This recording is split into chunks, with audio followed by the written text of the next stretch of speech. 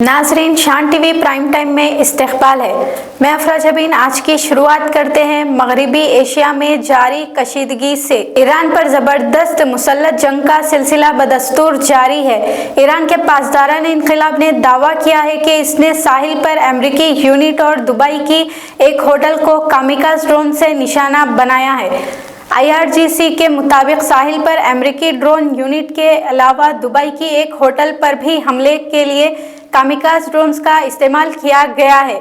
उधर अबू ज़हबी हुक्काम ने बताया कि केज़ात में एक बैलिस्टिक मिसाइल को रोकने के बाद मलबा गिरने की वजह से पेश आए आतिशज़दगी के 2 वाक़यात में 5 हिंदुस्तानी शहरी ज़ख्मी हुए हैं। वाज़ेह रहे कि तेहरान पर अपने हमलों में शिद्दत पैदा करने की इजरायली धमकी के बाद ईरान के जौहरी तनसीबात पर हमले किए गए थे। ईरान ने जवाबी कार्रवाई करने का अज़म जाहिर किया था और जवाब में सऊदी अरब में एक फौजी अड्डे पर हमला भी किया, जिसमें मुतअद्दिद अमरीकी फौजी जख्मी और तैयारों को नुकसान पहुंचा है। अमरीकी एहलकार की जानकारी हवाले से ये खबर मंजर आम पर आई है कि सऊदी अरब के शहजादा सुल्तान हवाई अड्डे पर ईरान ने हमला किया, जिसमें कम अज़ कम 12 अमरीकी फौजी जख्मी हुए हैं और मुतअद्दिद जंगी जहाज़ों को नुकसान पहुंचा है, जबकि 2 ज़ख्मी फ़ौजियों की हालत तशवीशनाक बताई जा रही है।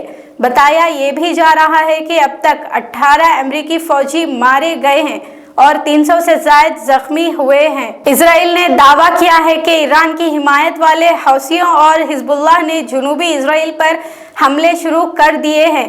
बैरा साहिबा में सायरन की आवाज़ें सुनाई दी, जबकि IDF ने बैलिस्टिक मिसाइलों को रोकने का दावा भी किया है। ईरान इन हमलों में किसी जानी नुकसान और ज़ख्मी होने की कोई इत्तला नहीं है। नेपाल के साबिक वज़ीर आज़म ओली और साबिक वज़ीर दाखिला लीकॉक कोजेंजी एहतजाज में हलाकतों पर गिरफ्तार कर लिया गया है। नेपाल में जेंजी की बगावत के दौरान पेश आए वाक़यात की तहक़ीक़ात के लिए कायम करदा कमीशन की सिफारिशात के निफाज के अमल में ये गिरफ्तारियां पेश आई है।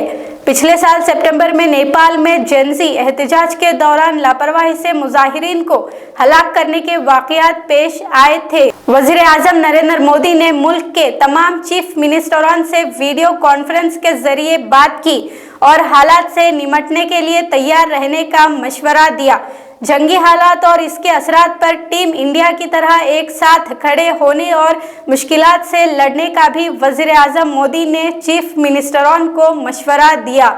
क्लासरूम में एक मुस्लिम तौलिबे इल्म को दहशतगर्द पुकारने वाले प्रोफेसर को बरतरफ कर दिया गया है। ये वाक़या कर्नाटक के बेंगलुरु का है, जहां पर PES यूनिवर्सिटी में एक प्रोफेसर ने मुबैना तौर पर मुतअद्दिद मरतबा एक मुस्लिम तौलिबे इल्म को दहशतगर्द पुकारते हुए इसको ईरान से जोड़ दिया और कहा कि तुम्हारे जैसे लोग क्लासरूम सेशन के दौरान मुखालिफ माहौल पैदा करने का काम करते हैं। वायरल वीडियो में यूनिवर्सिटी के इलेक्ट्रॉनिक सिटी कैंपस में प्रोफेसर D मुरलीधर देशपांडे को 60 स्टूडेंट्स के सामने जारहाना अंदाज में इस तरह के फुकरे का इस्तेमाल करते हुए साफ देखा जा सकता है।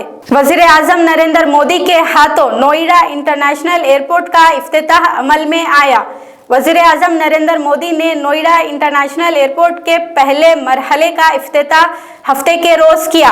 उत्तर प्रदेश के जयवार में तामीर किए जाने वाले इस एयरपोर्ट की इफ्तिताही तकरीब में उत्तर प्रदेश के चीफ मिनिस्टर योगी आदित्यनाथ भी शामिल थे। पब्लिक प्राइवेट पार्टनरशिप मॉडल के तहत 11,200 करोड़ की लागत से ये एयरपोर्ट तैयार किया जा रहा है। नाज़रीन, शान टीवी प्राइम टाइम का सिलसिला यहीं ख़त्म होता है। कल दोबारा ताज़ा खबरों और नई जानकारियों के साथ हाजिर होंगे। शान टीवी की सारी टीम को दें इजाज़त। खुदा हाफिज।